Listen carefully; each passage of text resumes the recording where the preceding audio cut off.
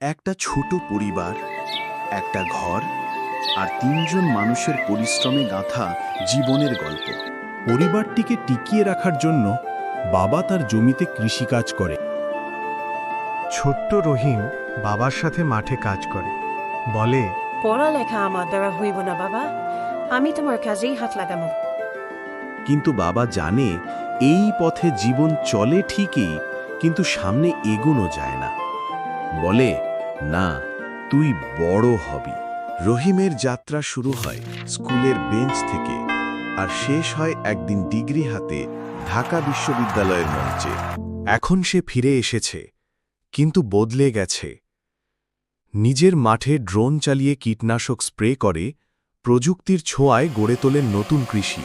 শেকড় যদি মজবুত হয় তবেই ডানায় ভর দিয়ে উঠতে শেখা যায়।